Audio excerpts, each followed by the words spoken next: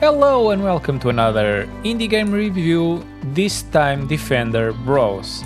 And since you are here, why don't you subscribe to the channel for more indie game reviews just like this one? Well, what is Defender Bros?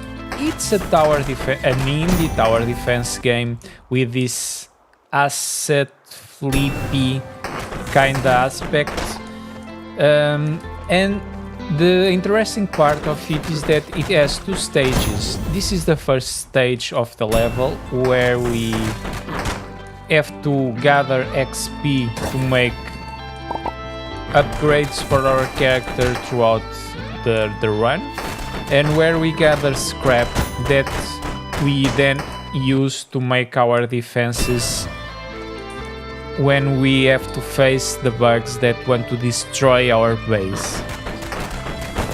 This game has a kinda a grindy aspect of it, since we have a permanent upgrade system. We have to collect currency to later, after we finish each run. After we are defeated, we can upgrade some of our stats and skills, but those upgrades are not very useful, except the one that makes us run for longer. All the other ones are not very well. We can use the stamina and the movement speed, but all the others like shield and life are not very useful. The upgrades during each run, those are useful and kind of fun and noticeable. If we are unlucky with the upgrades that we get, we will face many difficulties throughout each run. This is the second stage, the second phase of the game, where we place our defenses, and we have to face all the bugs that want to destroy our base. And let's start placing the first defenses. I like to set them up this way. A flame turret, because I can.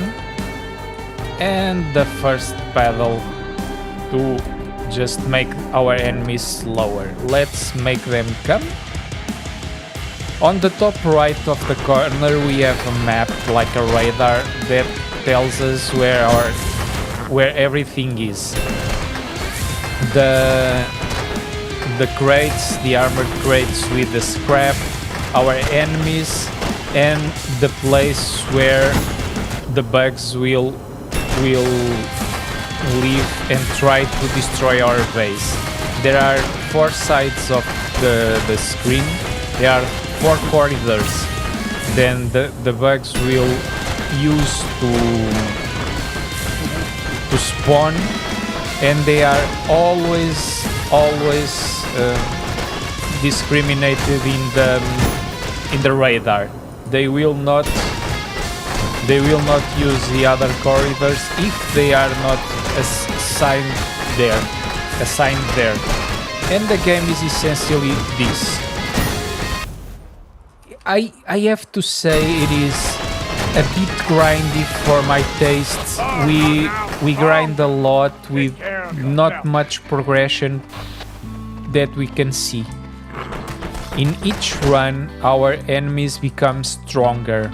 Noticeably stronger, way stronger, and we have to always try to progress to get stronger in each run. We have to choose our upgrades carefully, and they are not very balanced. There are upgrades that are way more useful than others, and some of the most fun upgrades that exist are not very useful for the game itself. As a tower defense, despite not having many options, the game is acceptable, very acceptable. And it is a cheap game. Despite these lousy graphics, that it seems like an asset flip, I have to say that the game is fun.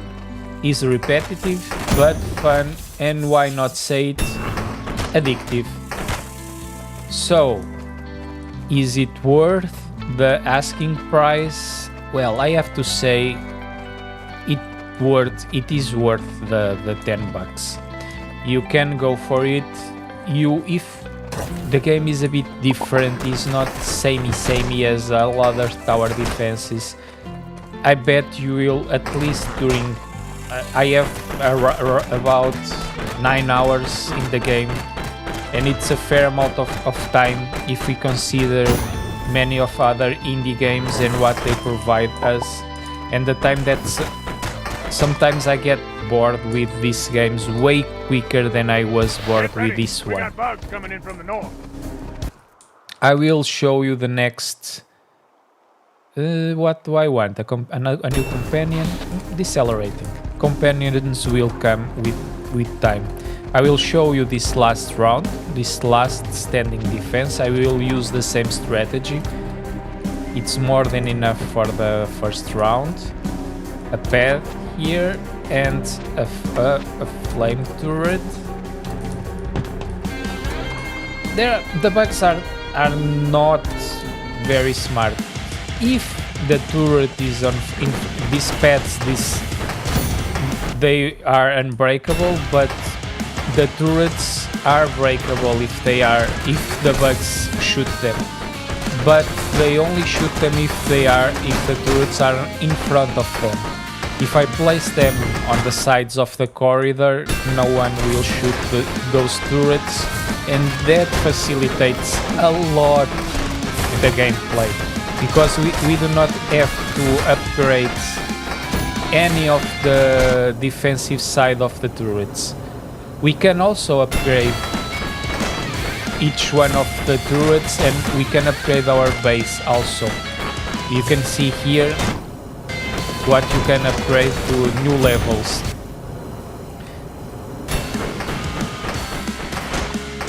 In a general way, upgrading our character is the less useful upgrades that we can make. Upgrading the turrets and your companions is way more useful. But since I need these flaming bullets, I'm not upgrading it at this moment. And there we go. This is Defender Bros. Is it fun? Yes, it is. It's a very repetitive game, yes, but as most of tower defense games, they are repetitive. It comes with the genre itself. It's cheap, it's indie, it's not very beautiful, it's grindy. Sometimes we do not understand the progress very well, but it is a fun game and addictive.